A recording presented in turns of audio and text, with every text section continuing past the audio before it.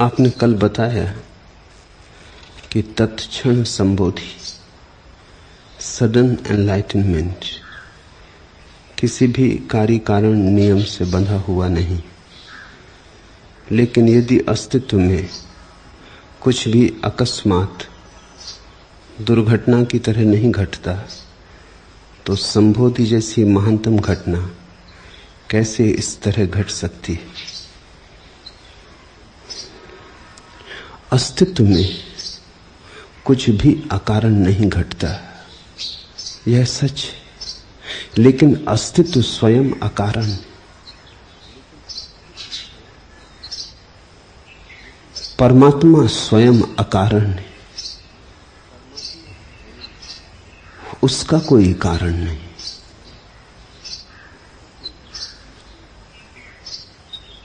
संबोधि यानी परमात्मा, संबोधि यानी अस्तित्व।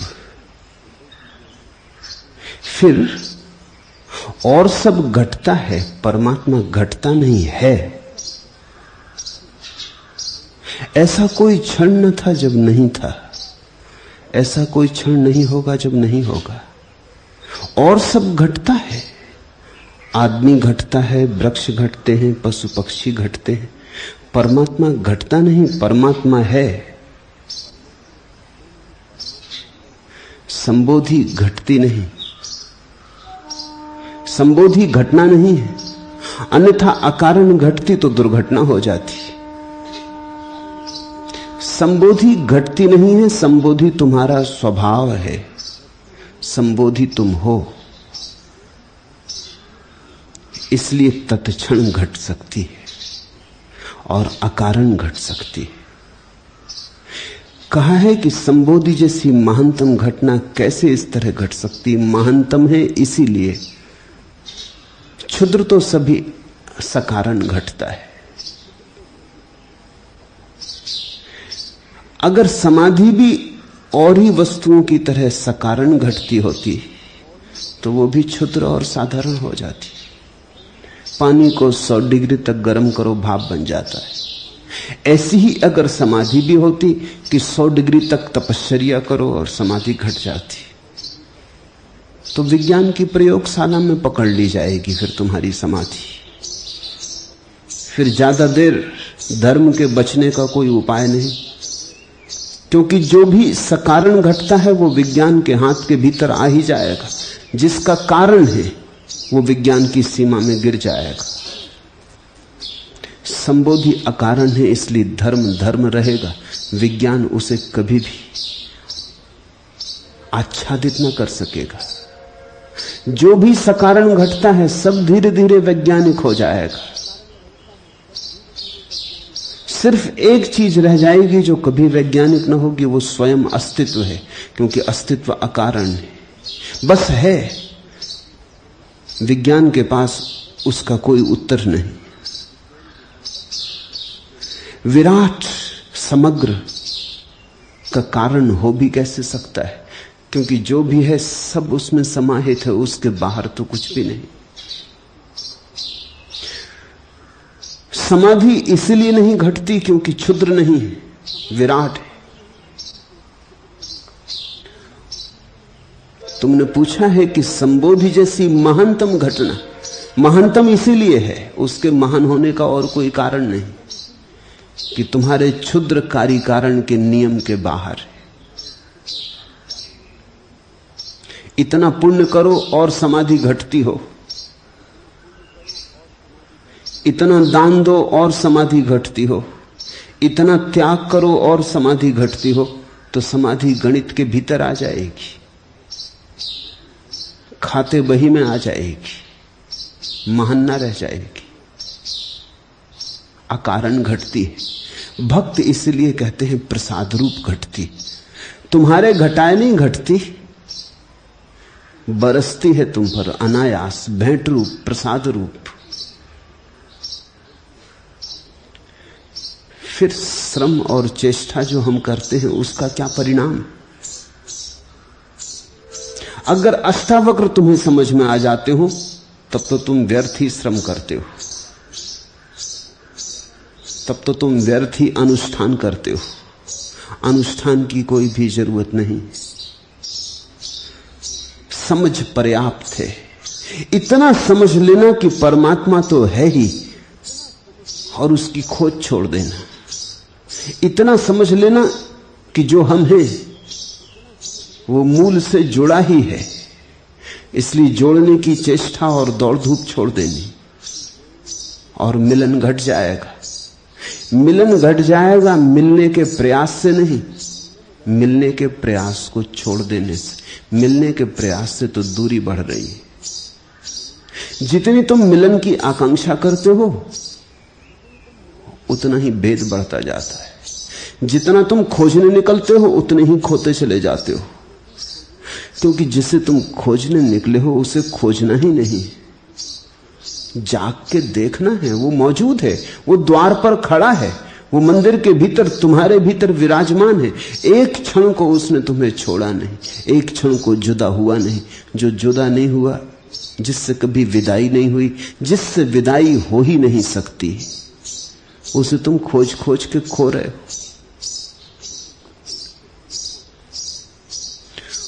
तो तुम्हारे अनुष्ठानों का एक ही परिणाम हो सकता है कि तुम थक जाओ,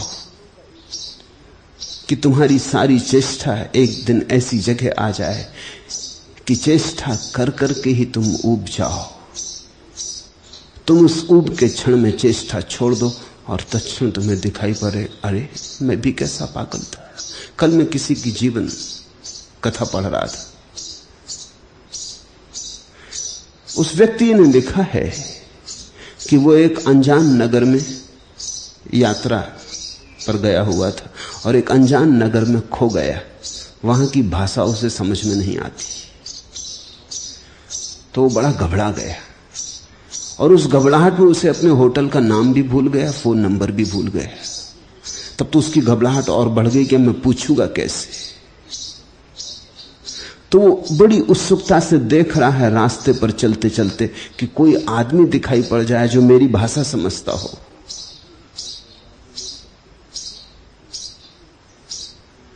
पूरब का कोई देश, सुदूर पूर्व का, और ये अमेरिकन।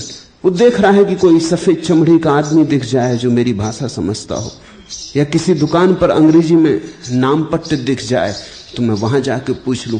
वो इतनी आतुरता से देखता चल रहा है और पसीने पसीने हैं कि उसे सुनाई ही न पड़ा कि उसके पीछे पुलिस की एक गाड़ी लगी हुई है और बार बार हॉर्न बजा रही, क्योंकि उस पुलिस की गाड़ी को भी शक हो गया है कि आदमी भटक गया है। 2 मिनट के बाद उसे हॉर्न सुनाई पड़ा, चौंक के वो खड़ा हो गया। पुलिस उतरी और उसने कहा कि तुम होश में हो कि बेहोश हो? हम 2 मिनट से हॉर्न बजा रहे हैं, हमें शक हो गया कि तुम भटक गए हो, खो गए हो, बैठो गाड़ी में। उसने कहा ये भी खूब रही, मैं खोज रहा था कि कोई बताने वाला मिल जाए, बताने वाले पीछे लगे थे, मगर मेरी खोज में मैं ऐसा तल्लीन था कि पीछे से कोई हॉर्न बजा रहा है ये मुझे सुनाई ही ना पड़ा। पीछे मैंने लौट के ही ना देखा। जिसे तुम खोज रहे हो वो तुम्हारे पीछे लगा है। निश्चित ही परमात्मा हार नहीं बजाता, जोर से चिल्लाता भी नहीं, क्योंकि जोर से चिल्लाना तुम्हारी स्वतंत्रता पर बाधा हो जाएगी। फुसफुसाता है कान में, गुपचुप कुछ कहता है, मगर तुम इतने व्यस्त हो, कहां उसकी फुसफुसाहट तुम्हें सुनाई पड़े। तुम इतने शोरगुल से भरे हो, तुम्हारे मन में इतना ऊहापोह चल रहा है, तुम खोज में इस तरह संलग्न हो। स्वामी रामतीर्थ ने कहा है, एक छोटी सी कहानी कही कि एक प्रेमी दूर देश गया, वो लौटा नहीं वापस। उसकी प्रेयसी राह देखती रही, देखती देखती थक गई। वो पत्र लिखता है, बार बार कहता है अब आता हूं, तब आता हूं, इस महीने, अगले महीने। वर्ष पर वर्ष बीतने लगे। एक दिन वो प्रेयसी तो घबरा गई। प्रतीक्षा की भी एक सीमा होती।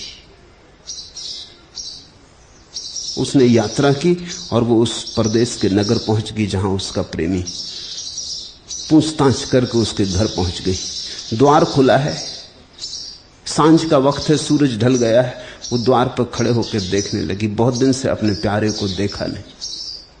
वो बैठा है सामने, मगर किसी गहरी तल्लीनता में डूबा है, कुछ लिख रहा है। वो इतना तल्लीन है कि प्रेसी को भी लगा कि थोड़ी देर रुकूं, उसे बाधा न दूं, न मालूम किस विचार तंतु में कौन सी बात खो जाए। वो ऐसा भाव विभोर है, उसकी आंखों से आंसू बह रहे और वो कुछ लिख रहा है। वो लिखते ही चला जाता है। घड़ी बीत गई, 2 घड़ी बीत गई, तब उसने आंख उठा के देखी, उसे भरोसा ना आया। वो घबरा गया। वो अपनी प्रेसी को ही पत्र लिख रहा था, इसी को पत्र लिख रहा था जो 2 घड़ी से उसके सामने बैठी थी और प्रतीक्षा कर रही थी कि तुम आंख उठाओ। उसे तो भरोसा ना आया। वो तो समझा कि कोई धोखा हो गया, कोई भ्रम हो गया, शायद कोई आत्मसम्मोहन। मैं इतना ज्यादा भावातिरेक में भरा हुआ इस प्रेसी के संबंध में सोच रहा था, शायद इसीलिए एक सपने की तरह वो दिखाई पड़ रही। कोई भ्रम तो नहीं। उसने आंखें पोंछी। वो प्रेसी हंसने लगी। उसने कहा कि क्या सोचते हो, मुझे क्या भ्रम समझते हो? वो कब गया? उसने कहा तू लेकिन आई कैसे? और मैं तुझी को पत्र लिख रहा था। पागल, तूने रोका क्यों नहीं? तू सामने थी और मैं तुझी को पत्र लिख रहा था। परमात्मा सामने है और हम उसी से प्रार्थना कर रहे हैं कि मिलो। हे प्रभु, तुम कहां हो? आंखों से आंसू बह रहे हैं, लेकिन हमारी आंसुओं की दीवाल के कारण जो सामने है दिखाई नहीं पड़ रहा है। हम उसी को तलाश रहे हैं। तलाश के कारण ही हम उसे खो रहे हैं। अष्टावक्र की बात तो बड़ी सीधी साफ है। कहते हैं बंद करो ये लिखा पढ़ी, बंद करो अनुष्ठान। समाधि घटती नहीं। हां, अगर समाधि भी एक घटना होती तो फिर कार्य कारण से घटती। कार्य कारण से घटती तो बाजार की चीज हो जाती। समाधि अछूती और कुंवारी, बाजार में बिकती नहीं। तुमने कभी ख्याल किया, तुम्हारा बाजारू दिमाग परमात्मा को भी बाजार में रख लेता है। तुम सोचते हो कि इतना करेंगे तो परमात्मा मिल जाएगा, जैसे कोई सौदा है। पुण्य करेंगे तो परमात्मा मिल जाएगा। तुम्हारे तथाकथित साधु संत भी तुमसे यही कहे चले जाते हैं, पुण्य करो अगर परमात्मा को पाना है। जैसे परमात्मा को पाने के लिए कुछ करना पड़ेगा, जैसे परमात्मा बिना किए मिला हुआ नहीं है। जैसे परमात्मा को खरीदना है, मूल्य चुकाना पड़ेगा। इतने पुण्य करो, इतनी तपस्या, इतना ध्यान, इतना मंत्र जप, तब मिलेगा। बाजार में रख लिया तुमने, बिकने वाली एक चीज बना दी। खरीदार खरीद लेंगे, जिनके पास है पुण्य वो खरीद लेंगे, जिनके पास पुण्य नहीं है वो वंचित रह जाएंगे। पुण्य के सिक्के चाहिए, खनखनाओ पुण्य के सिक्के तो मिलेगा। अष्टावक्र कह रहे हैं क्या पागलों जैसी बात कर रहे हो? पुण्य से मिलेगा परमात्मा तो खरीदारी हो गई। पूजा से मिलेगा परमात्मा तो तुमने तो खरीद लिया, प्रसाद कहां रहा? और जो कारण से मिलता है वो कारण अगर खो जाएगा तो फिर खो जाएगा। जो अगर कारण से मिलता हो तो कारण के मिट जाने से फिर छूट जाएगा। तुमने धन कमा लिया, तुमने खूब मेहनत की, तुमने खूब स्पर्धा की, बाजार में धन कमा लिया, लेकिन क्या तुम सोचते हो धन कमाया हुआ टिकेगा? चोर से चुरा सकते। चोर का मतलब है जो तुमसे भी ज्यादा जीवन को दांव पे लगा देता। दुकानदार भी मेहनत करता है, लेकिन चोर अपना जीवन भी दांव पे लगा देता। वो कहता लो हम मरने मारने को तैयार हैं, लेकिन लेके जाएंगे, तो वो ले जाता है। जो कारण से मिला है वो तो छूट सकता है, परमात्मा अकारण मिलता है। लेकिन हमारा अहंकार मानता नहीं। हमारा अहंकार कहता अकारण मिलता है, तो इसका मतलब यह कि जिन्होंने कुछ भी नहीं किया उनको भी मिल जाएगा। ये बात हमें बड़ी कष्टकर मालूम होती कि जिन्होंने कुछ भी नहीं किया उनको भी मिल जाएगा। वहां सामने अरूप बैठ के हंस रहे, वो कल मुझसे कह रहे थे कि कुछ करने का मन नहीं होता। मैंने कहा चलो ना करने में डूबो, परमात्मा को पाने के लिए करने की जरूरत क्या है। कहो भी तो भरोसा नहीं आता, क्योंकि हमारा मन कहता है बिना किए तो क्षुद्र चीजें नहीं मिलती। मकान नहीं मिलता, कार नहीं मिलती, दुकान नहीं मिलती, धन पद प्रतिष्ठा नहीं मिलती, परमात्मा मिल जाएगा बिना किए। भरोसा नहीं आता, करना तो पड़ेगा ही। कोई तरकीब होगी इसमें, इस ना करने को भी करना पड़ेगा। इसलिए तो हम ऐसे ऐसे शब्द बना लेते हैं, कर्म में अकर्म, अकर्म में कर्म, मगर हम कर्म को डाल ही देते। अकर्म में कर्म करेंगे इस भांति, मगर करेंगे जरूर। बिना किए कहीं मिलेगा। मैं तुमसे कहता हूं, वही अष्टावक्र कह रहे हैं, मिला ही हुआ है। मिलने की भाषा ही गलत है। मिलने की भाषा में तो दूरी आ गई, जैसे छूट गया। छूट जाए तो तुम क्षण भर जी सकते हो, परमात्मा से छूट के कैसे जियोगे? परमात्मा से छूट के तो तुम्हारी वही गति हो जाएगी जो मछली की सागर से छूट के हो जाती। फिर मछली तो सागर से छूट भी सकती है, क्योंकि सागर के अलावा कुछ और स्थान भी हैं, लेकिन तुम परमात्मा से कैसे छूटोगे? वही है, बस वही है, सब जगह वही है, सब जगह उसी में है। तुम छूटोगे कहां, जाओगे कहां? किनारा है कोई परमात्मा का? सागर ही सागर है, उसके बाहर होने का उपाय नहीं। अष्टावक्र तुमसे कह रहे हैं, तुम कभी उससे दूर गए ही नहीं हो, इसलिए घट सकता है अकारण। खोया ही ना हो तो मिलना हो सकता है अकारण। संबोधि कोई घटना नहीं, स्वभाव है। लेकिन ऐसा कहीं हो सकता कि बिना किए प्रसाद बरस जाए? हम बड़े दीन हो गए हैं जीवन के अनुभव से। यहां तो कुछ भी नहीं मिलता बिना किए, तो हम बड़े दीन हो गए। हम तो सोच भी नहीं सकते कि परमात्मा और बिना किए मिल सकता है। हमारी दीनता सोच नहीं सकती। हम दीन नहीं हैं। इसलिए तो जनक कहते हैं कि अहो मैं आश्चर्य हूं, मुझको मेरा नमस्कार, मुझको मेरा नमस्कार।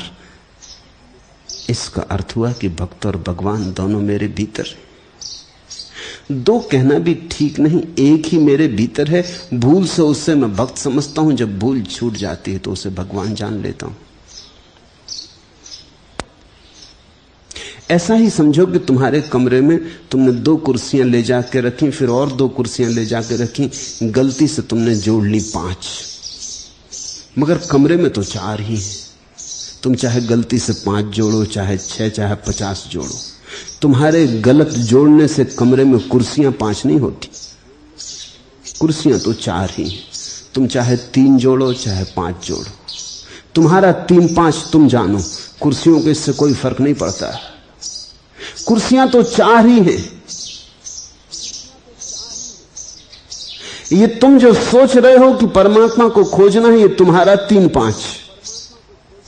परमात्मा तो मिला ही हुआ है, कुर्सियां तो 4 ही हैं। जब भी गणित ठीक बैठ जाएगा तुम कहोगे अहो पहले 5 कुर्सियां थी अब 4 हो गई, ऐसा तुम कहोगे। तुम कहोगे बड़ी भूल हो रही थी, कुर्सियां तो सदा से 4 थी, मैंने 5 जोड़नी थी, भूल सिर्फ जोड़ने की थी। भूल अस्तित्व में नहीं है, भूल केवल स्मरण में।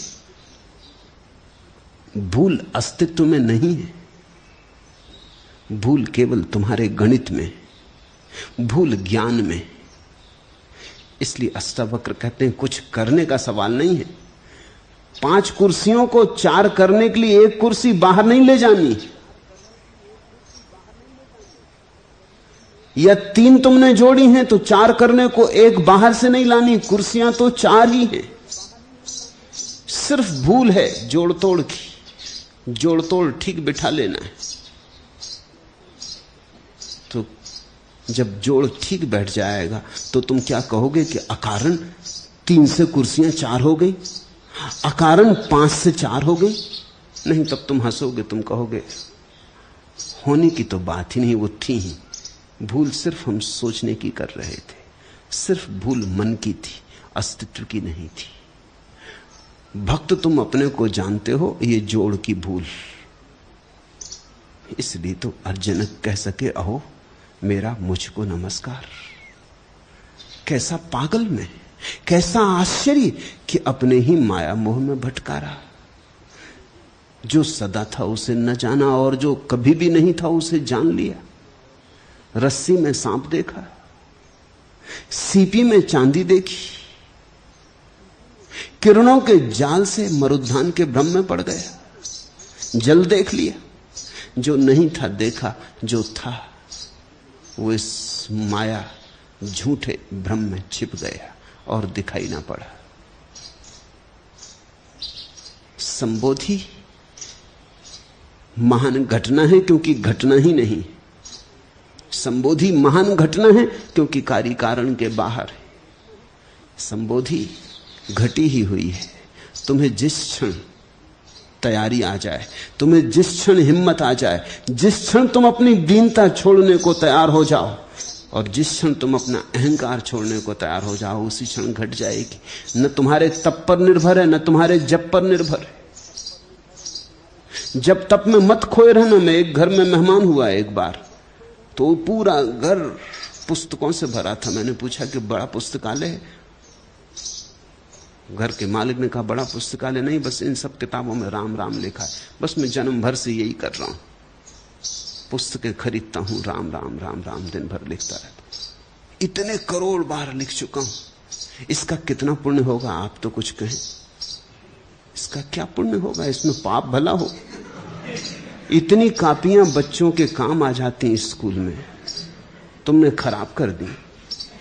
तुम पूछ रहे हो पुण्य?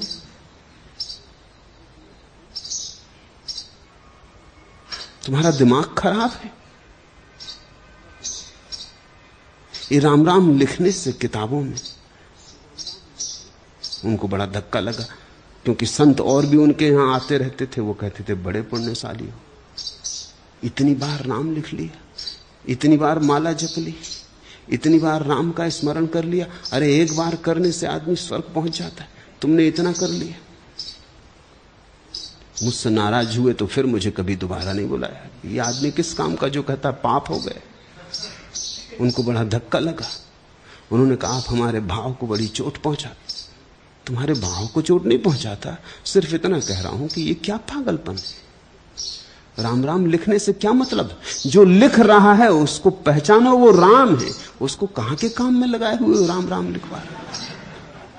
बोलो राम को फंसा दो, कहीं बिठा दो कि लिखो। छोड़ो धनुष बाण, पकड़ो कलम, लिखो राम राम। ये कहां फिर रहे हो सीता की तलाश में, और ये क्या कर रहे हो? तो पाप होगा कि पुण्य? और रामचंद्र जी अगर भले आदमी मान लें कि चलो ठीक, अभी आदमी पीछे पड़ा, ना लिखें तो बुरा ना मान जाए, तो बैठे राम राम लिख रहे, तो उनका जीवन तुमने खराब किया। तुम भी जब लिख रहे हो तो तुम राम से ही लिखवा रहे हो।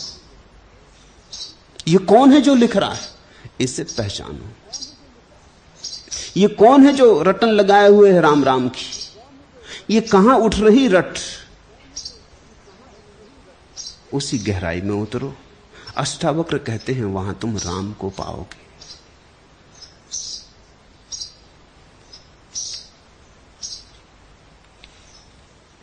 दूसरा प्रश्न, कल आपने कहा कि हृदय के भाव पर बुद्धि का अंकुश मत लगाओ, लेकिन मुझे तो भगवान श्री आपके प्रवचन बहुत बहुत तर्कपूर्ण लगते। तो क्या तर्क की संतुष्टि से दिमाग की पुष्टि होती है? तो क्या मेरे लिए यह खतरा नहीं है कि तर्क पोषित दिमाग दिल पर हावी हो जाए और भावों की अनुभूति को दबा डाले? कृपा कर मुझे राह बताएं।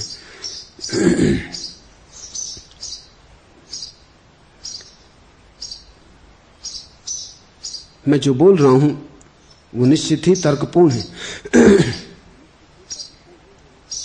लेकिन सिर्फ तर्कपूर्ण ही नहीं, थोड़ा ज्यादा भी है। तर्कपूर्ण बोलता हूं तुम्हारे कारण, थोड़ा ज्यादा जो है वो मेरे कारण। तर्कपूर्ण न बोलूंगा तुम समझ ना पाओगे। वो जो तर्कातीत है वो न बोलूंगा तो बोलूंगा ही नहीं, बोलने में सार क्या फिर। तो जब मैं बोल रहा हूं तो मेरे बोलने में दो हैं, तुम हो और मैं हूं। सुनने वाला भी है और बोलने वाला भी है।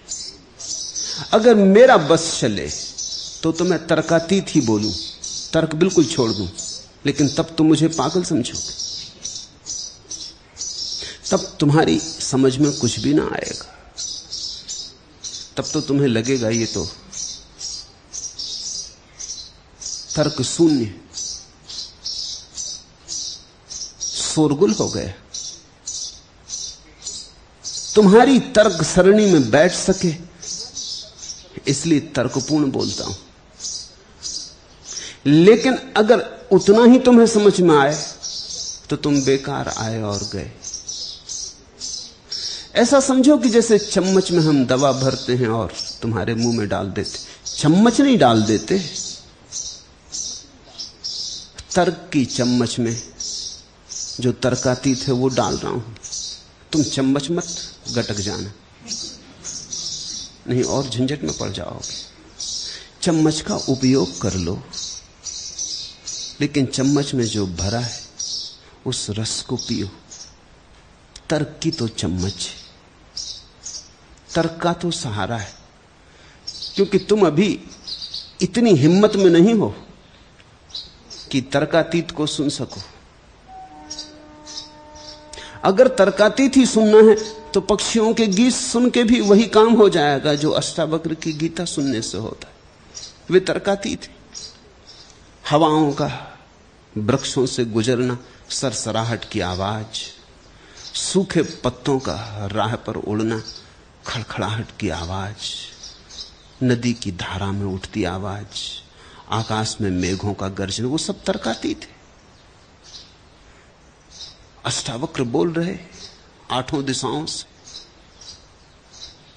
सब ओर से, मगर वहां तुम्हें कुछ समझ में ना आएगा। ये चिड़ियों की चहचहाहट तुम कितनी देर सुन सकोगे? तुम कहोगे हो गई बकवास, थोड़ा बहुत सुन लो ठीक है, लेकिन इस चहचहाहट में कुछ अर्थ तो है ही नहीं। वो जो तर्कातीत है वो तो चिड़ियों की चहचहाहट जैसा ही है, लेकिन तुम्हारे तक पहुंचाने के लिए सेतु बनाता हूं तर्क का। अब अगर तुम सेतु को ही पकड़ लो और मंजिल को भूल जाओ, शब्द को ही पकड़ लो और शब्द से जो पहुंचाया था वो भूल जाओ, तो तुम कंकड़ पत्थर बीन के चले गए जहां से हीरे जवाहरात में झोली भर सकते थे। मित्र ने पूछा है, हृदय के भाव पर बुद्धि का अंकुश मत लगाओ, ऐसा आप कहते? निश्चित, बुद्धि से समझो लेकिन हृदय को मालिक रहने दो। बुद्धि को गुलाम बनाओ, हृदय को मालिक के सिंहासन पर विराजमान करो। नौकर बहुत दिन सिंहासन पर बैठ चुका है। बुद्धि के लिए तुम नहीं जीते हो, जीते तो हृदय के लिए हो। इसलिए तो बुद्धि से कभी भराव नहीं आता। कितने ही बड़े गणितज्ञ हो जाओ, उससे थोड़ी हृदय को शांति मिलेगी। और कितने ही बड़े तर्कनिष्ठ विचारक हो जाओ, उससे थोड़ी प्रफुल्लता जगेगी। और कितना ही दर्शन शास्त्र इकट्ठा कर लो, उससे थोड़ी समाधि बनेगी। हृदय मांगेगा प्रेम, हृदय मांगेगा प्रार्थना। हृदय की अंतिम मांग तो समाधि की रहेगी कि लाओ समाधि, लाओ समाधि। बुद्धि ज्यादा से ज्यादा समाधि के संबंध में तर्क जाल ला सकती, समाधि के संबंध में सिद्धांत ला सकती। लेकिन सिद्धांतों से क्या होगा? कोई भूखा बैठा है, तुम पाक शास्त्र देते हो उसे कि इसमें सब लिखा है, पढ़ लो, मजा करो। वो पढ़ता भी है, भूख लगी चलो शायद यही काम करे। बड़े बड़े सुस्वादु भोजनों की चर्चा है, कैसे बनाओ, कैसे तैयार करो, मगर इससे क्या होगा? वो पूछता है कि पाकशास्त्र से क्या होगा? भोजन चाहिए, भूखे को भोजन चाहिए, प्यासे को पानी चाहिए। तुम प्यासे आदमी को लिख के दे दो, उसको लगी प्यास, और तुम लिख के दे दो H2O, ये पानी का सूत्र। वो आदमी कागज लेके बैठा रहेगा, क्या होगा? ऐसे तो लोग राम राम लिए बैठे। सब मंत्र H2O जैसे। निश्चित ही पानी ऑक्सीजन और हाइड्रोजन से मिलकर बनता, लेकिन कागज पे H2O लिखने से प्यास नहीं बुझती। तर्क से समझो, हृदय से पियो। तर्क का सहारा ले लो, लेकिन बस सहारा ही समझना, उसी को सब कुछ मत मान लेना। मालिक हृदय को रहने दो। प्रेम और प्रार्थना में, पूजा और अर्चना में, ध्यान और समाधि में बुद्धि बाधा ना दे, इसका स्मरण रखना। सहयोगी जितनी बन सके उतना शुभ है। इसलिए तो तर्क के सहारे तुमसे बोलता हूं कि तुम्हारी बुद्धि को फुसला लूं, राजी कर लूं। तुम 2 कदम राजी होकर हृदय की तरफ चले जाओ, वहां थोड़ा सा भी स्वाद आ जाएगा तो मगन हो जाओगे। फिर तुम खुद ही बुद्धि की चिंता छोड़ दोगे। स्वाद जब आ जाता है तो शब्दों की कौन फिक्र करता है।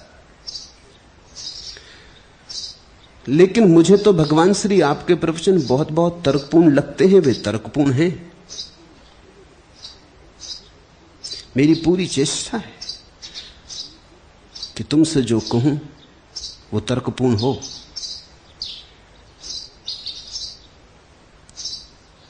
ताकि तुम राजी हो सको मेरे साथ चलने को।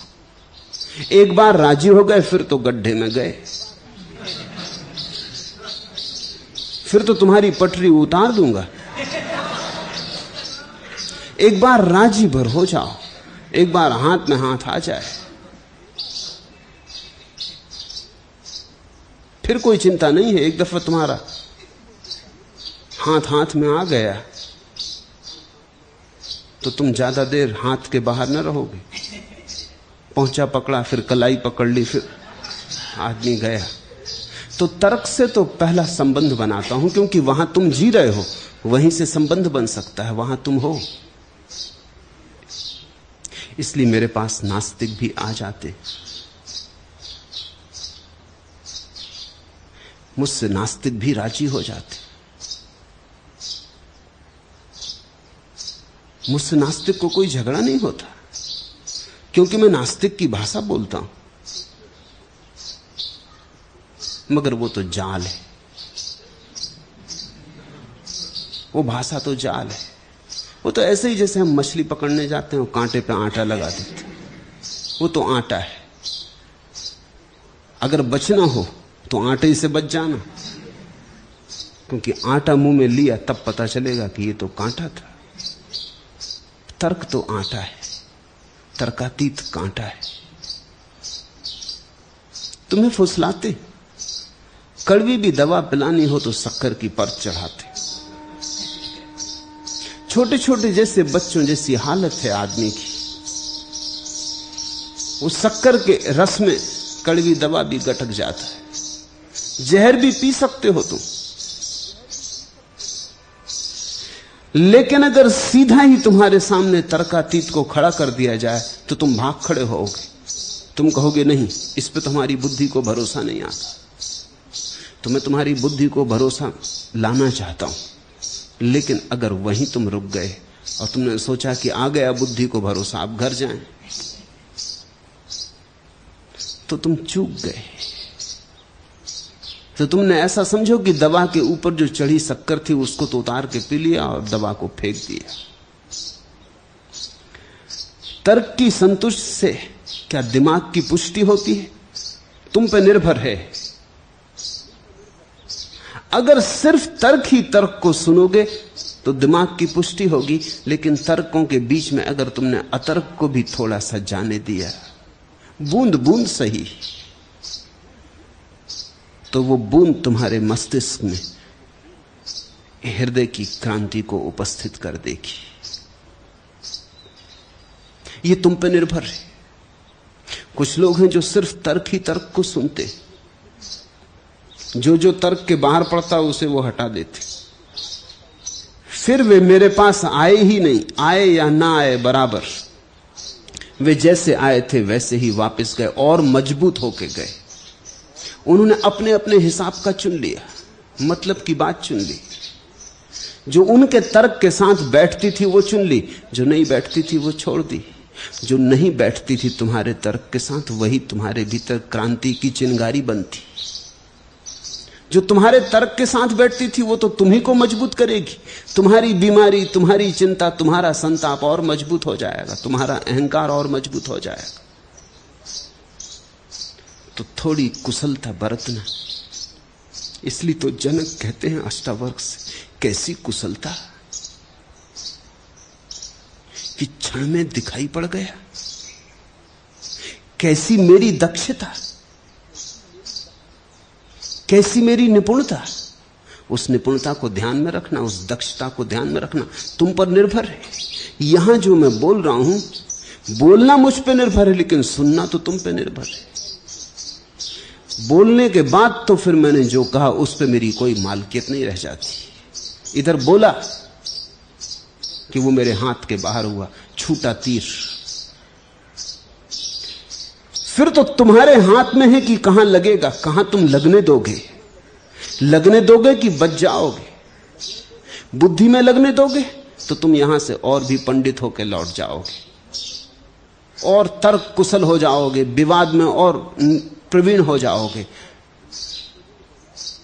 मगर चूक गए तो हृदय में लगने देते तो तुम और आनंदित होते, तुम और अहोभाव से भरते, तो धन्यता का द्वार खुलता, तो प्रसाद की वर्षा की थोड़ी संभावना बढ़ती, तो अमृत की तरफ तुम थोड़े सड़कते। 2 कदम तुमने उठाए होते उस अंतिम पड़ाव की तरफ।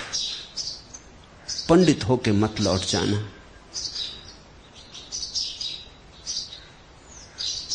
थोड़े प्रेमी होके लौटना।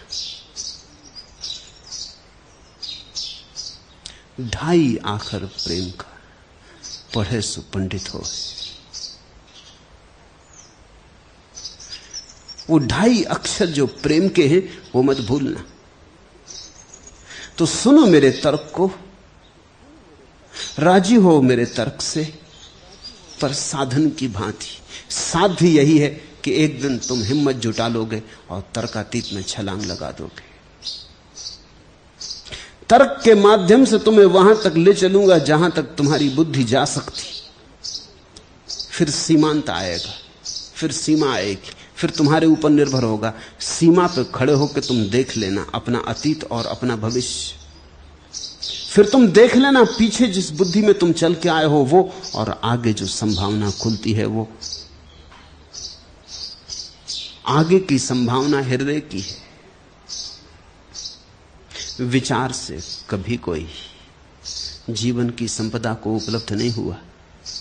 ध्यान से, साक्षी भाव से, प्रेम से, प्रार्थना से, भक्ति के रस से कोई उपलब्ध हुआ है।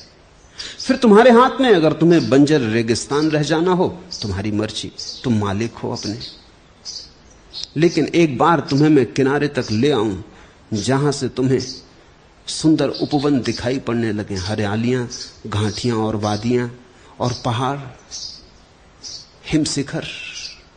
बस एक दफा तुम्हें दिखा देना है वहां तक लाके, फिर तुम्हारी मौज। फिर लौट जाना तो लौट जाना, लेकिन तब तुम जानोगे कि अपने ही कारण लौटे हो, तब उत्तरदायित्व तुम्हारा है। तो तुम्हारे तर्क को मैं वहां तक ले चलता हूं जहां से तुम्हें पहली झलक मिल जाए स्वर्ण शिखरों की, जहां से तुम्हें पहली दफा आकाश का थोड़ा सा दर्शन हो जाए। फिर वो दर्शन तुम्हारा पीछा करेगा, फिर वो मंडराएगा तुम्हारे भीतर, फिर वो पुकार बढ़ती चली जाएगी।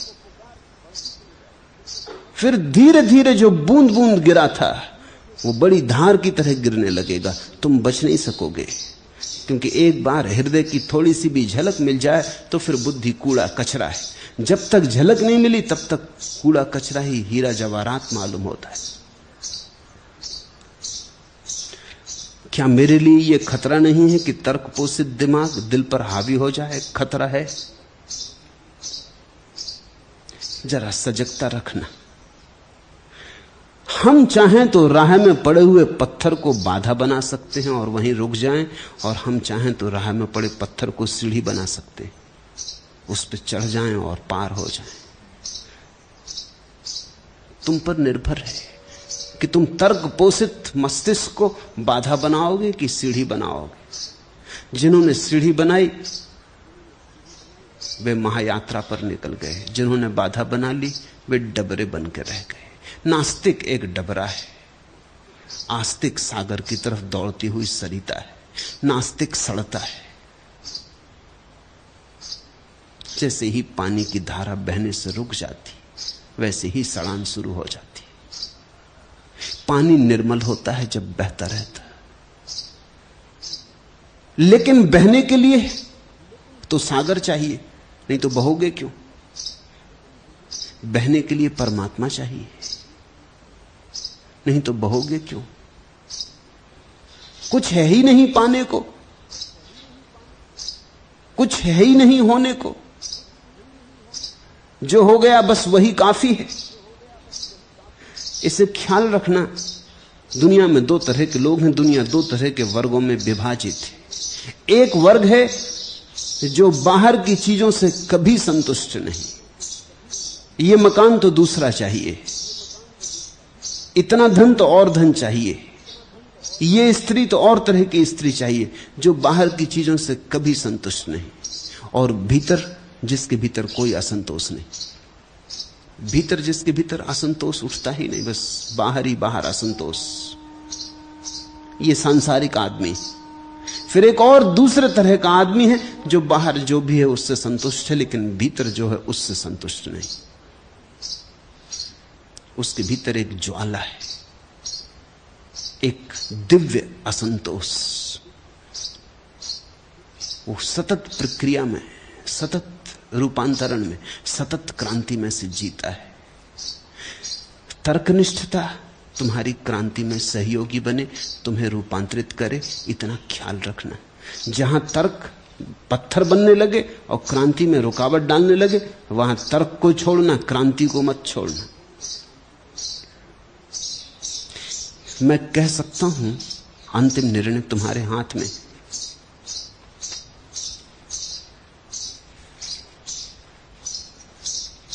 अक्ल की सतह से कुछ और उभर जाना था, इश्क को मंजिले परस्ती से गुजर जाना था। ये तो क्या कहिए चला था मैं कहां से हमदम, मुझको ये भी न था मालूम किधर जाना था। बुद्धि को कुछ भी पता नहीं है कि कहां जाना है, इसलिए बुद्धि कहीं जाती ही नहीं, घूमती रहती कोल्हू के बैल की तरह। कोल्हू का बैल देखा, आंख पे पट्टी बंधी घूमता रहता। आंख पे पट्टी बंधे होने से उससे लगता है कि चल रहे हैं, कहीं जा रहे हैं, कुछ हो रहा है। तुमने देखा तुम कैसे घूम रहे हो, वही सुबह, वही उठना, वही दिन का काम, वही सांझ, वही रात, वही सुबह, फिर वही सांझ। यूं ही उम्र तमाम होती है, फिर सुबह होती है, फिर शाम होती है। एक कोल्हू के बैल की तरह तुम घूमते चले जाते। ये तो क्या कहिए चला था मैं कहां से हमदम, मुझको ये भी न था मालूम किधर जाना था।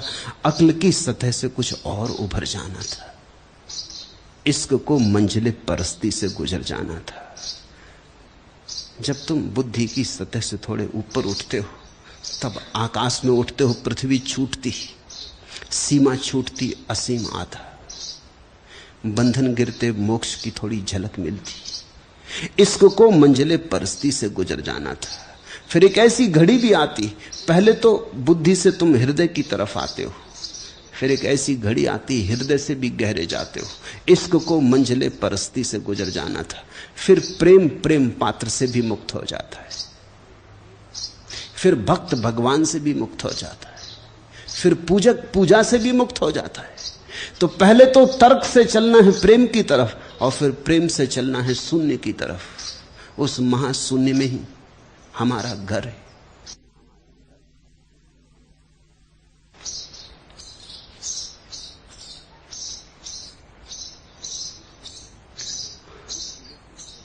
बुद्धि में तुम हो, हृदय में तुम्हें होना है। इसलिए बुद्धि से मैं शुरू करता हूं, हृदय की तरफ तुम्हें ले चलता हूं। जो हृदय में पहुंच गए हैं उनको वहां भी नहीं बैठने देता, उनको कहता हूं चलो आगे और आगे। हर नए क्षण को पुराने की तरह एक परिचित प्रीति गाने की तरह वक्ष में भर तार पर तार बोते चलो, और बीती रागनी रीते नहीं, इस तरह हर तार के होते चलो। नए कदम अज्ञात में, अनजान में, अपरिचित में उठाना है। परिचित में ही मत अटके रह जाना। बुद्धि का क्या अर्थ होता है, तुमने सोचा कभी? जो तुम जानते हो उसका जोड़। बुद्धि का क्या अर्थ होता है? इतना ही कि तुम्हारा अतीत का संग्रह। बुद्धि में वही तो संग्रहित है जो तुमने सुना, पढ़ा, जाना, अनुभव किया। जो हो चुका है वही तो संग्रहित है। जो अभी होने को है उसका तो बुद्धि को कोई भी पता नहीं। तो बुद्धि तो अतीत है, जा चुका, मृत। बुद्धि तो राख है। बुद्धि में ही अटक गए तो तुम अतीत के ही रास्तों पर भटकते रहोगे, ज्ञात में ही चलते रहोगे। अज्ञात में गति है, ज्ञात में गति नहीं है। कोल्हू के बैल की तरह भ्रमण है। हृदय का अर्थ है अज्ञात, अनजान, अपरिचित, अभियान। पता नहीं क्या होगा, पक्का नहीं, क्योंकि जाना ही नहीं कभी, तो पक्का कैसे होगा। नक्शा हाथ में नहीं, अज्ञात की यात्रा। न मील के पत्थर हैं वहां, न राह पर खड़े पुलिस के सिपाही हैं मार्ग बताने को। लेकिन जो आदमी अज्ञात की तरफ यात्रा करता है वही परमात्मा की तरफ यात्रा करता है। परमात्मा इस जगत में सबसे ज्यादा अज्ञात घटना है, जिसे हम जान के भी कभी जान नहीं पाते, जो सदा अनजाना ही रह जाता है। जानते जाओ फिर भी अनजाना रह जाता है। जितना जानो उतना ही लगता है और जानने को शेष है। चुनौती बढ़ती ही जाती है, शिखर पर नए शिखर उभरते ही आते। एक शिखर पर चढ़ते वक्त लगता है कि आ गई मंजिल, जब शिखर पर पहुंचते हैं तो सिर्फ और बड़ा शिखर आगे दिखाई पड़ता। एक द्वार से गुजरते हैं, नए द्वार सामने आ जाते। इसलिए तो हम परमात्मा को अनंत रहस्य कहते हैं। रहस्य का अर्थ जिसे हम जान भी लेंगे फिर भी जान ना पाएंगे। इसलिए तो हम कहते हैं परमात्मा बुद्धि से कभी उपलब्ध नहीं, क्योंकि बुद्धि तो उसी को जान सकती जो जानने में चूक जाता है। परमात्मा चूकता नहीं। तो तुम चूक मत जाना बुद्धि के साथ, तुम मुर्दा अतीत के साथ बंधे मत रह जाना। तुम किसी लाश से अपने को बांध लो तो तुमको समझ में आएगा कि बुद्धि की क्या हालत है। एक लाश से अपने शरीर को बांध लो तो वो लाश तो मरी हुई है, उसकी वजह से तुम भी ना चल पाओगे, उठ ना पाओगे, बैठ ना पाओगे, क्योंकि वो लाश सड़ रही है, गल रही है और वो बोझ बनी। बुद्धि लाश है, हृदय नया अंकुर है, नव अंकुर जीवन के। और जाना तो है हृदय के भी पार। हर नए क्षण को पुराने की तरह, एक परिचित प्रीति गाने की तरह वक्ष में भर तार पर तार बोते चलो, और बीती रागनी रीते नहीं, इस तरह हर तार के होते चलो, हर नए कदम के होते चलो, और हर आने वाली संभावनाओं के लिए वक्ष खुला रखो। स्वागतम, हृदय तैयार रखो।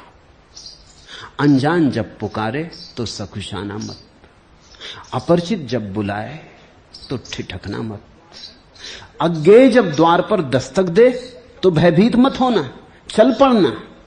यही धार्मिक व्यक्ति का लक्षण है।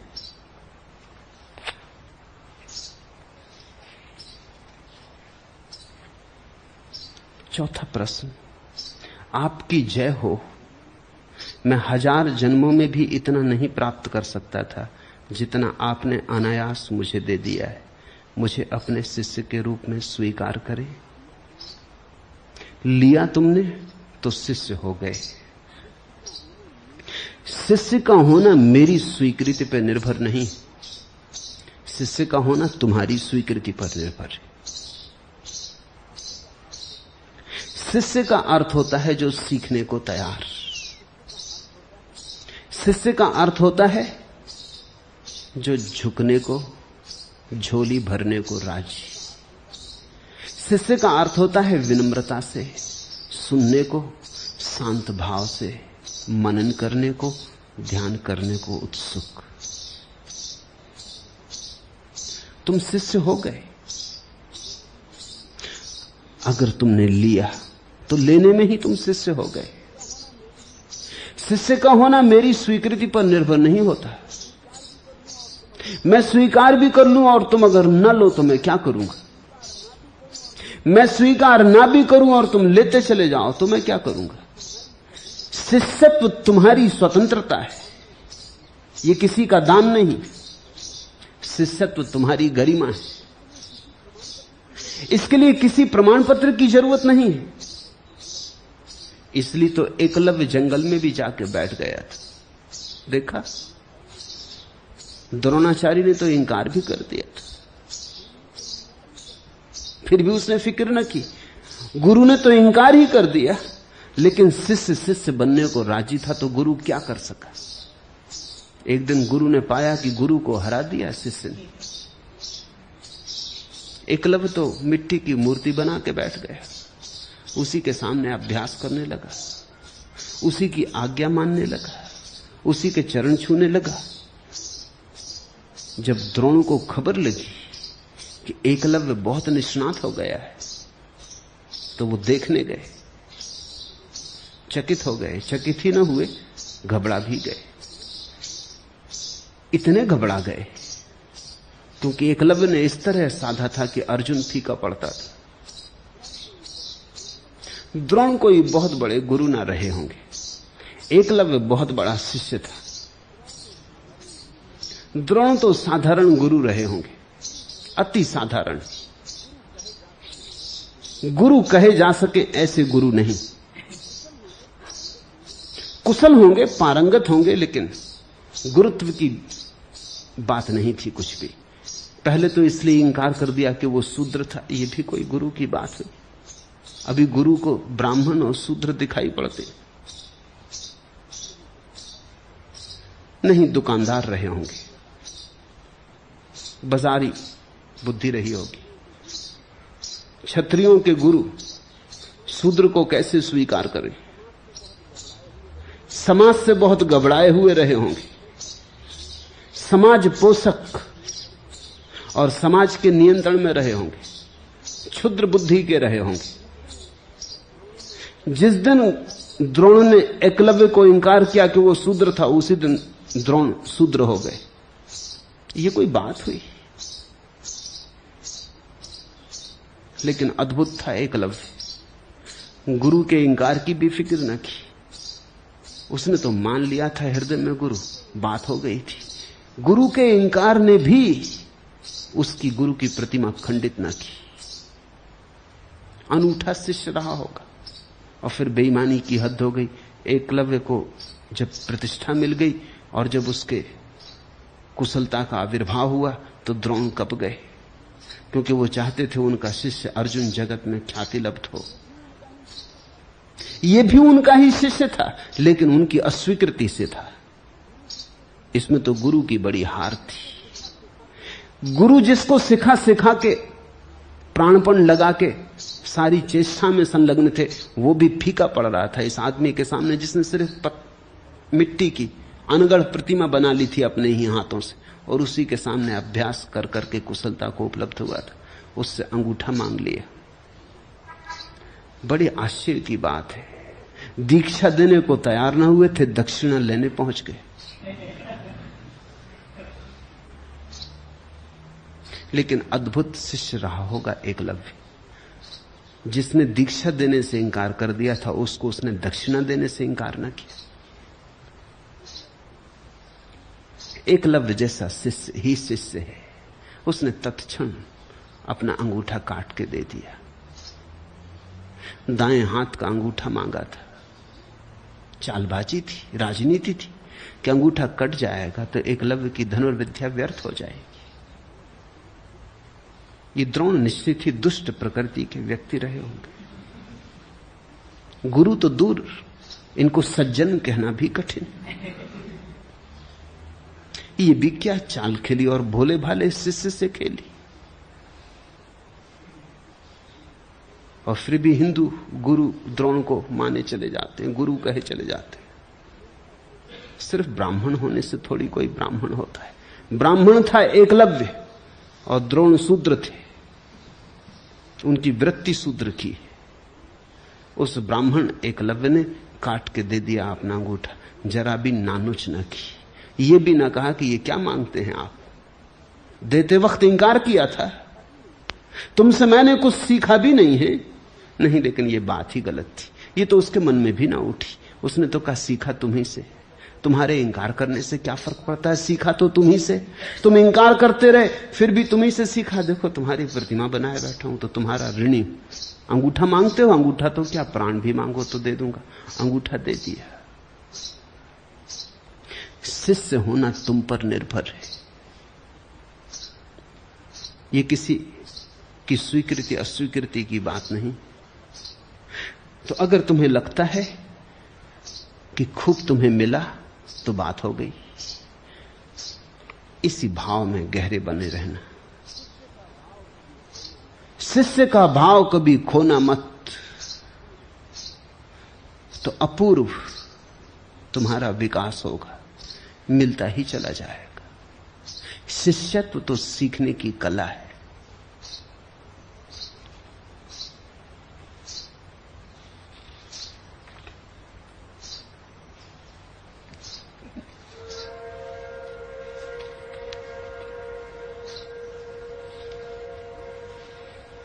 चौथा प्रश्न, सुना था कि शराब कड़वी होती है और सीने को जलाती है, पर आपकी शराब का स्वाद ही कुछ और है। तो जिस शराब से तुम परिचित रहे वो शराब ना रही होगी, क्योंकि शराब ना तो कड़वी होती और ना सीने को जलाती। और जो सीने को जलाती है और कड़वी है वो शराब का धोखा है, शराब नहीं।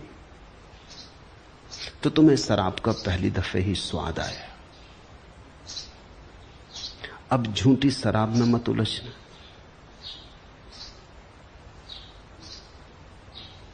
अब तुम पहली दफा मधुशाला में प्रविष्ट हुए। अब अपने हृदय को पात्र बनाना और जी भर के पी लेना, क्योंकि इसी पीने से क्रांति होगी। ये शराब विस्मरण नहीं लाएगी, ये शराब स्मरण लाएगी। वो शराब भी क्या जो बेहोश बना दे, शराब तो वही जो होश में ला दे। ये शराब तुम्हें जगाएगी, ये शराब तुम्हें उससे परिचित कराएगी जो तुम्हारे भीतर छिपा बैठा है। ये शराब तुम्हें तुम बनाएगी। बाहर से शायद तुम दूसरे लोगों को पियक्कड़ मालूम पड़ो, घबराना मत। तुम्हारी मस्ती शायद बाहर के लोग गलत भी समझें, पागल समझें, बेहोश समझें। तुम फिक्र मत करना, कसौटी तुम्हारे भीतर है। अगर तुम्हारा होश बढ़ रहा हो तो दुनिया कुछ भी समझे, तुम फिक्र मत करना। मजाज की कुछ पंक्तियां हैं। मेरी बातों में मसीहाई है, लोग कहते हैं कि बीमार हूं मैं।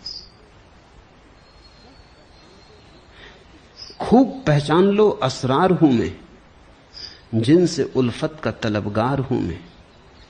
इश्क ही इश्क है दुनिया मेरी, फितनाए अक्ल से बेजार हूं मैं। ऐब जो हाफिज और खय्याम में था, हां कुछ उसका भी गुनहगार हूं मैं। जिंदगी क्या है गुनाह आदम, जिंदगी है तो गुनहगार हूं मैं। मेरी बातों में मसीहाई है, लोग कहते हैं कि बीमार हूं मैं। जीसस को भी लोग बीमार ही कहते थे, मसीहा तो बड़ी मुश्किल से कहा। सुकरात को भी लोग पागल ही कहते थे, तभी तो जहर दिया। मंसूर को लोगों ने बुद्धिमान थोड़ी माना, अन्यथा फांसी लगाते। और अष्टावक्र की तो कथा मैंने तुमसे कही, खुद बाप ही इतने नाराज हो गए कि अभिशाप दे दिया कि 8 अंगों से तिरछा हो जाए। जीसस तो 33 साल जमीन पर रहे तब सूली लगी। सुकरात तो बूढ़ा हो गए, मरा तब जहर दिया गया। महावीर और बुद्ध पे पत्थर फेंके गए, ठीक, लेकिन अष्टावक्र की तो पूछो, अभी जन्मा भी नहीं और अभिशाप मिला। अभी गर्भ में ही था कि जीवन विकृत कर दिया गया। और किसी दूसरे ने किया होता तो भी ठीक था, क्षमा योग्य था। खुद अपने ही बाप ने कर दिया। जो जन्म देने जा रहा था वही नाराज हो गया। ज्ञान की बात लोगों को जमती नहीं, ज्ञान की बात लोगों को कष्ट देती है। मस्ती में आया हुआ आदमी लोगों को बेचैनी से भरता है। तुम दुखी हो, किसी को कोई अड़चन नहीं, मजे से दुखी रहो। लोग कहते हैं दिल खोल के दुखी रहो, कोई हर्जा नहीं। बिल्कुल ऐसा होना चाहिए, वैसा हो रहा है। तुम हंसे कि लोग बेचैन हुए। हंसी स्वीकृत नहीं। लोगों को शक होता है कि पागल हुए। कहीं होशियार आदमी हंसते, कहीं समझदार आदमी हंसते देखे, कहीं बुद्धिमान आदमियों को नाचते देखा, गीत गुनगुनाते देखा। बुद्धिमान आदमी गंभीर होते, लंबे उनके चेहरे होते, उदास उनकी वृत्ति होती। उनको हम साधु संत कहते, महात्मा कहते। जितना रुग्ण आदमी हो उतना बड़ा महात्मा हो जाता है। मुर्दे की तरह कोई बैठ जाए, रुग्ण दीनहीन, लोग कहते हैं कैसी तपस्या, कैसा त्याग। एक गांव में मैं गया था। कुछ लोग एक महात्मा को ले आए मुझसे मिलाने। वो कहने लगे बड़े अद्भुत है, भोजन तो कभी कभार लेते, सोते भी ज्यादा नहीं,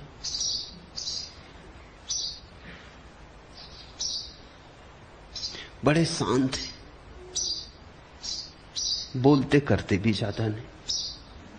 और तपश्चर्या का ऐसा प्रभाव है कि चेहरा कुंदन जैसा निखर आया है, स्वर्ण जैसा। जब वो लाए तो मैंने कहा कि इस आदमी को क्यों तुम परेशान किए हो, ये बीमार है। ये चेहरा कुंदन जैसा नहीं है, ये केवल भूखा प्यासा आदमी। चेहरा पीला पड़ गया है, अनीमिया हो गया है। ये तुम महात्मा समझ रहे हो? और ये बोले क्या, खाक। इसमें बोलने की शक्ति भी नहीं है।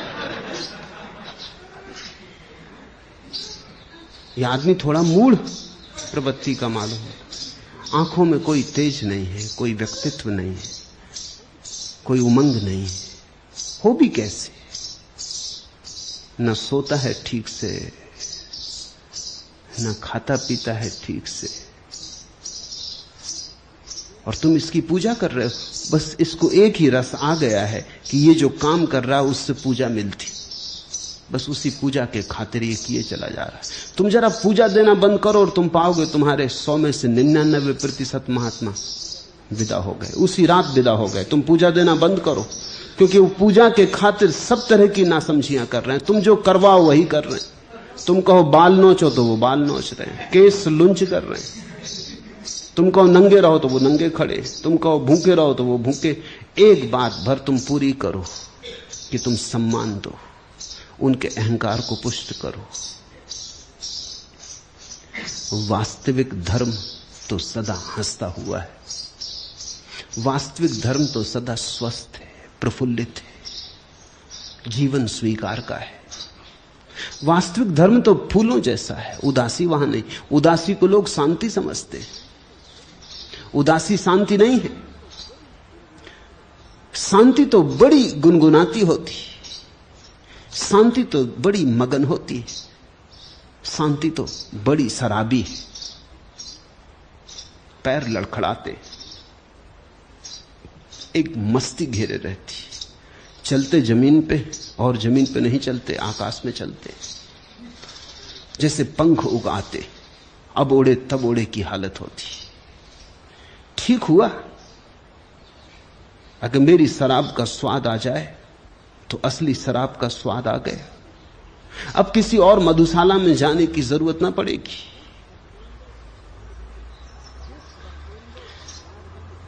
खूब पहचान लो असरार हूं मैं, जिनसे उल्फत का तलबगार हूं मैं। बस एक ही प्यास रखो, जिनसे उल्फत, प्रेम नाम की वस्तु की। बस एक ही मांग रखो, प्रेम नाम की वस्तु। जिनसे उल्फत का तलबगार हूं मैं, इश्क ही इश्क है दुनिया मेरी, और तुम्हारी सारी दुनिया, तुम्हारा सारा अस्तित्व प्रेम में हो जाए, बस काफी। फितनाए अक्ल से बेजार हूं मैं, और बुद्धि के उपद्रव को छोड़ो, उतरो प्रेम की छाया में। इश्क ही इश्क है दुनिया मेरी, फितनाए अक्ल से बेजार हूं मैं। ऐब जो हाफिज और खय्याम में था, हां कुछ उसका भी गुनहगार हूं मैं। ऐब जो बुराई हाफिज और खय्याम में थी, उमर खय्याम में, उमर खय्याम को समझा नहीं गया। उमर खय्याम के साथ बड़ी जाती हुई। एक दिन बंबई में मैं निकल रहा था एक जगह से एक जगह, होटल पे लिखा हुआ है उमर खय्याम। उमर खय्याम के साथ बड़ी जाती हुई। फिट्जराल्ड ने जब उमर खय्याम का अंग्रेजी में अनुवाद किया तो बड़ी भूल चूक हो गई। फिट्जराल्ड समझ नहीं सका उमर खय्याम को, समझ भी नहीं सकता था, क्योंकि उमर खय्याम को समझने के लिए सूफियों की मस्ती चाहिए, सूफियों की समाधि चाहिए। उमर खय्याम एक सूफी संत, थोड़े से पहुंचे हुए महापुरुषों में एक, बुद्ध और अष्टावक्र और कृष्ण और जरथुस्त्र की कोटि का आदमी। उसने जिस शराब की बात की है वो परमात्मा की शराब है। उसने जिस हुस्न की चर्चा की है वो परमात्मा का हुस्न। लेकिन फिट्जराल्ड नहीं समझा, पश्चिमी बुद्धि का आदमी, उसने समझा शराब यानी शराब। उसने अनुवाद कर दिया। फिट्जराल्ड का अनुवाद खूब प्रसिद्ध हुआ। अनुवाद बड़ा सुंदर है, काव्य बड़ा सुंदर है। फिट्जराल्ड निश्चित बड़ा कवि है, लेकिन वो समझ नहीं पाया। सूफियों की जो खूबी थी वो खो गई कविता में से, और उमर खय्याम जाना गया फिट्जराल्ड के माध्यम से। तो उमर खय्याम के संबंध में बड़ी भूल हो गई। उमर खय्याम ने शराब कभी पी ही नहीं, किसी मधुशाला में कभी गया नहीं, लेकिन उसने कोई एक शराब जरूर पी, जिसको पी लेने के बाद और सब शराबें फीकी पड़ जाती।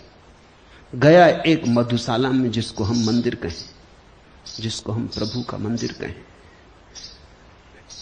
ऐब जो हाफिज और खय्याम में था, हां कुछ उसका भी गुनहगार हूं।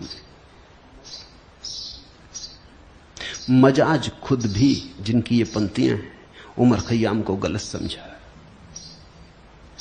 वो भी यही समझा कि शराब यानी शराब। मजाज शराब पी पी के मरा। जिस शराब की तुम बात कर रहे हो कि जो हृदय को जलाती और कड़वी और तिक्त होती, मजाज उसी को पी पी के जवानी में मरा, बुरी तरह मरा, बड़ी बुरी मौत हुई। मैं जिस शराब की बात कर रहा हूं, कहीं गलती से तुम कुछ और मत समझ लेना। जो भूल उमर खय्याम के साथ हुई वो मेरे साथ मत कर लेना, उसकी संभावना है। मैं तुमसे कहता हूं, भोगो जीवन को साक्षी भाव से। साक्षी भाव को छोड़ देने का मन होता है, भोगने की बात पकड़ में आ जाती।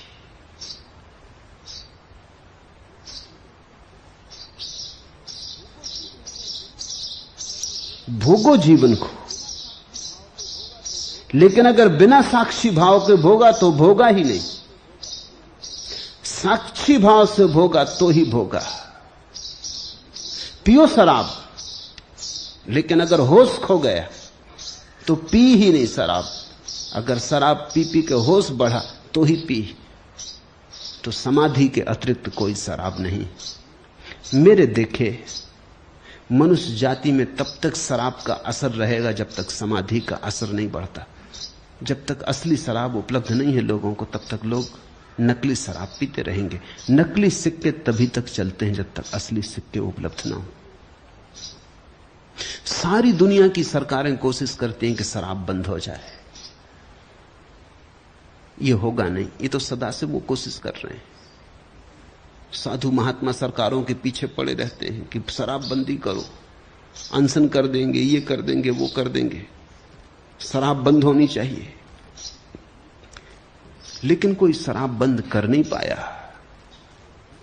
अलग अलग नामों से, अलग अलग ढंगों से आदमी मादक द्रव्यों को खोजता रहा है।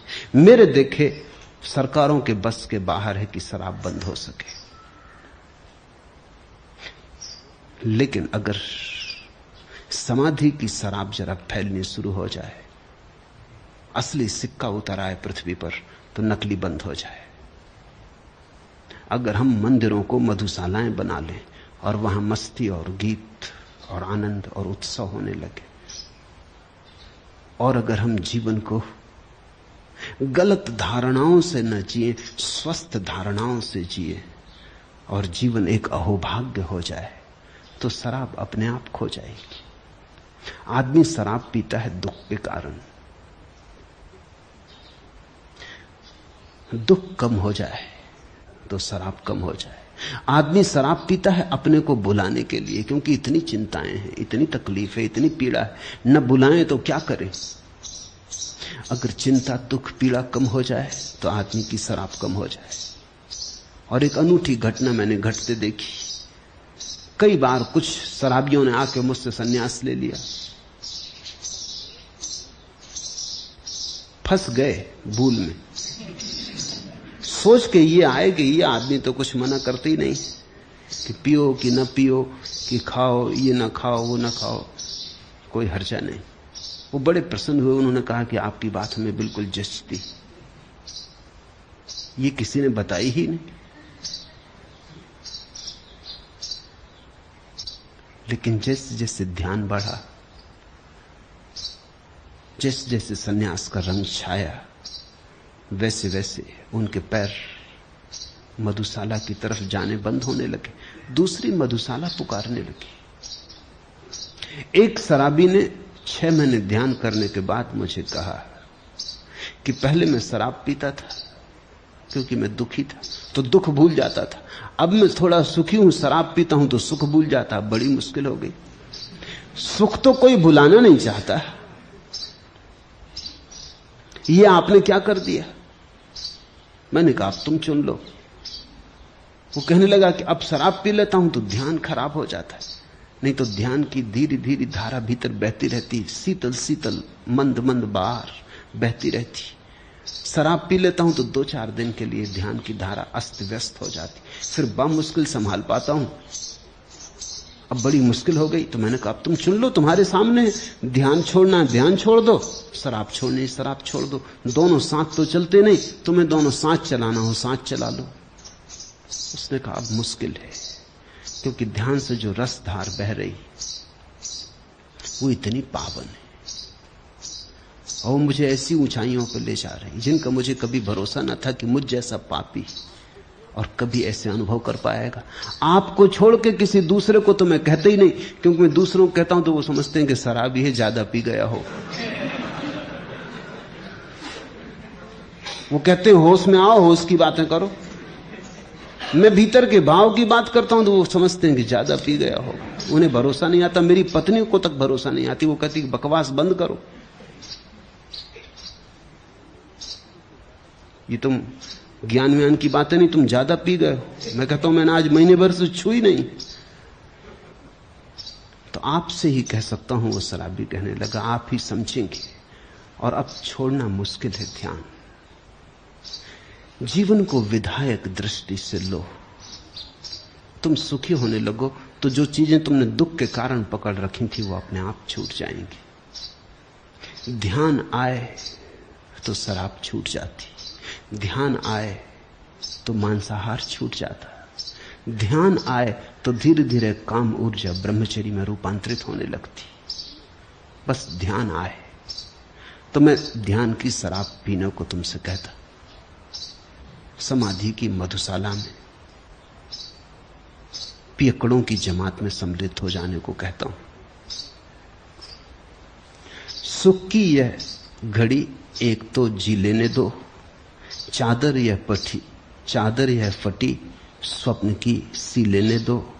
ऐसी तो घटा फिर न कभी छाएगी, प्याला न सही आंख से पी लेने दो। इस सत्संग में तुम पियो, प्याला न सही आंख से। इस सत्संग में तुम पियो, इस सत्संग से तुम मदहोश होके लौटो। लेकिन ये जो मदहोशपन है, इसमें तुम्हारा होश न खोए। मस्ती हो और भीतर होश का दिया जलाओ।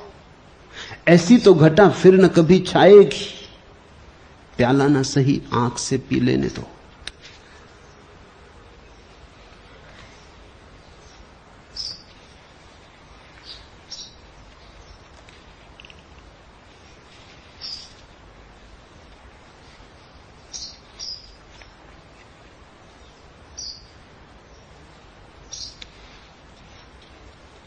पांचवा प्रश्न, क्या धारणा और स्वस्वझाव या ऑटो सजेशन एक ही है? धारणा और स्वभाव या बोध में क्या भेद है? रामकृष्ण परमहंस की काली क्या सर्वथा धारणा की बात थी या उनका अपना अस्तित्व है? विभूति या भगवान के साथ संवाद क्या संभव नहीं है? धारणा और सुझाव, ऑटो सजेशन एक ही बात है। ऑटो सजेशन वैज्ञानिक नाम है धारणा का। दोनों में कोई भेद नहीं। और स्वभाव और धारणा बड़ी भिन्न बात है। स्वभाव तो वही है जो सभी धारणाओं के छूट जाने पर प्रकट होता है। स्वभाव तो वही है जब तुम्हारे मन से सभी विचार और सभी धारणाएं तिरोहित हो जाते, तब उसका दर्शन होता है। स्वभाव की धारणा नहीं करनी होती। एक सन्यासी मेरे घर मेहमान हुए। वो सुबह सांझ बैठ के बस एक ही धारणा करते, अहम ब्रह्मास्मि, मैं ब्रह्म हूं, मैं देह नहीं, मैं मन नहीं, मैं ब्रह्म हूं। ऐसा 2-4 दिन मैंने उन्हें सुना। मैंने कहा कि अगर तुम हो तो हो, ये बार बार क्या दोहराते? अगर नहीं हो तो बार बार दोहराने से क्या होगा? भ्रांति हो सकती है। बार बार पुनरुक्ति करने से अहम ब्रह्मास्मि, ऐसा पुनरुक्ति करते रहो तो भ्रांति हो सकती कि हो गए ब्रह्म। लेकिन ये भ्रांति स्वभाव का दर्शन नहीं। अगर तुम्हें पता है कि तुम ब्रह्म हो तो दोहरा क्या रहे हो? अगर कोई पुरुष रास्ते पे दोहराता चले कि मैं पुरुष हूं, मैं पुरुष हूं, तो सभी को शक हो जाएगा कि कुछ गड़बड़। लोग कहेंगे रोको, कुछ गड़बड़, ये क्या दोहरा रहे हो? अगर हो तो बात खत्म हो गई। शक है तुम्हें कुछ? हम ब्रह्मास्मि, इसको दोहराना थोड़ी है। ये तो एक बार का उद्घोष है। ये तो बोध की एक बार उठी उद्घोषणा है। बात खत्म हो गई। कोई मंत्र थोड़ी। मंत्र तो सुझाव ही है। मंत्र शब्द का अर्थ भी सुझाव होता है। इसलिए तो हम सलाह देने वाले को, सुझाव देने वाले को मंत्री कहते। मंत्र यानी सुझाव। बार बार दोहराना, बार बार दोहराने से मन पे एक लकीर खिंचती जाती और उस लकीर के कारण हमें भ्रांतियां होने लगती। रामकृष्ण को जो काली के दर्शन हुए, क्या सर्वथा धारणा की बात थी? सर्वथा धारणा की बात। न कहीं कोई काली है, न कहीं कोई पीली।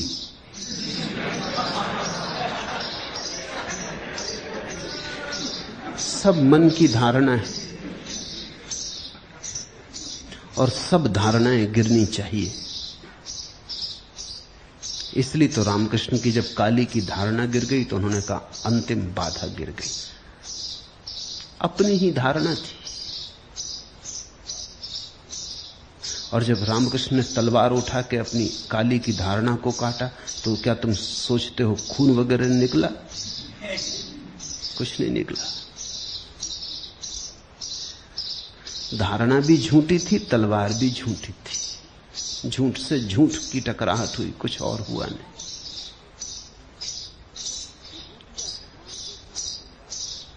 विभूति या भगवान के साथ संवाद क्या संभव नहीं? नहीं।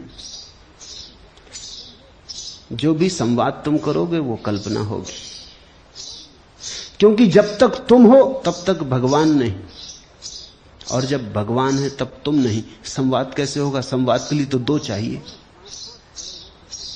तुम और भगवान साथ साथ खड़े हो तो संवाद हो सकता है।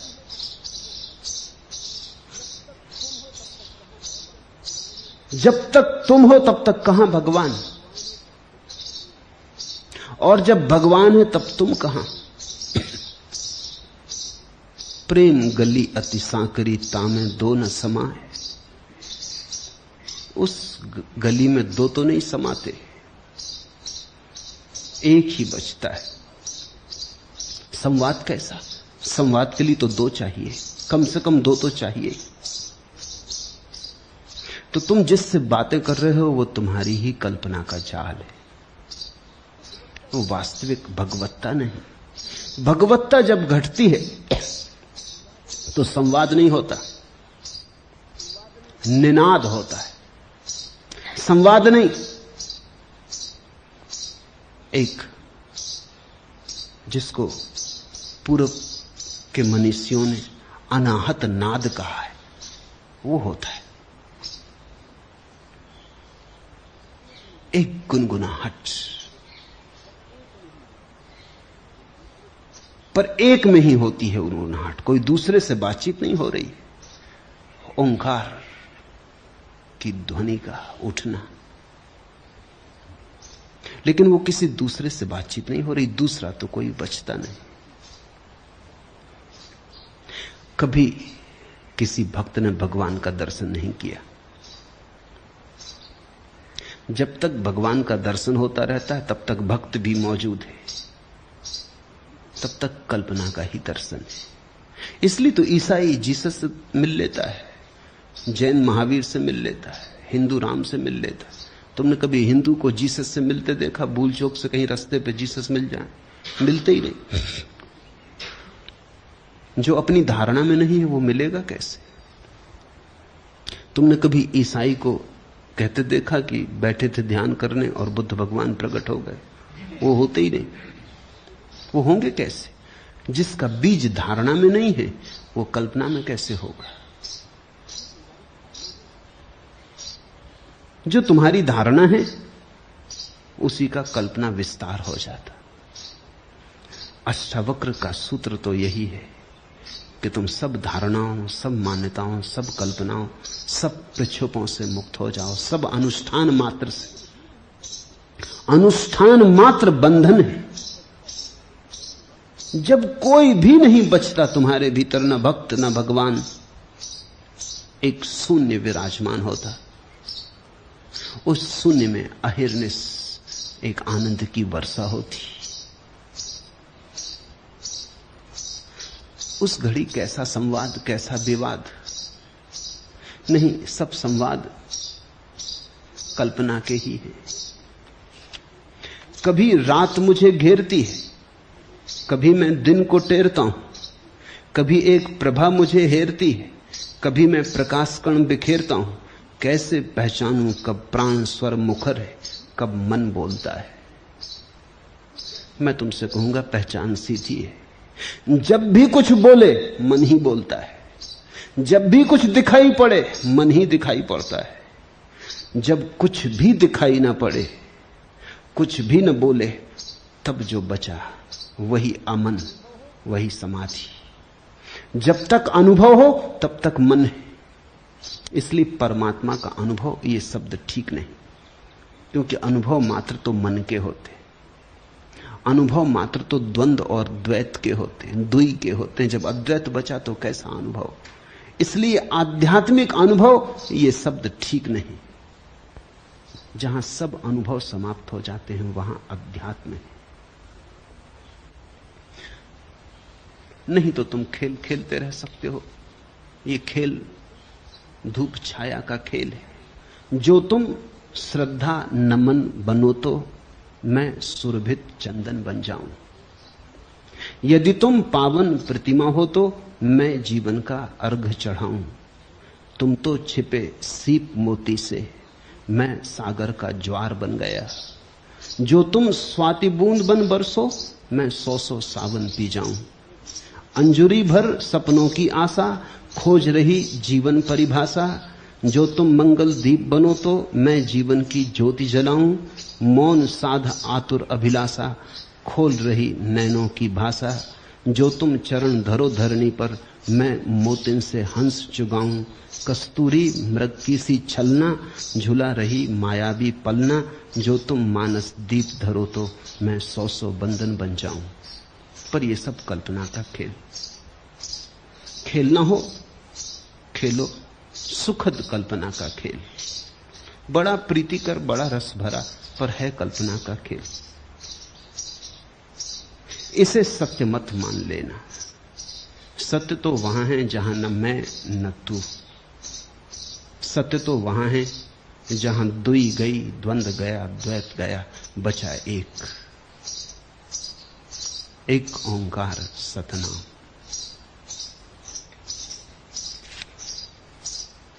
आखिरी प्रश्न। भगवान श्री कोटि कोटि नमन।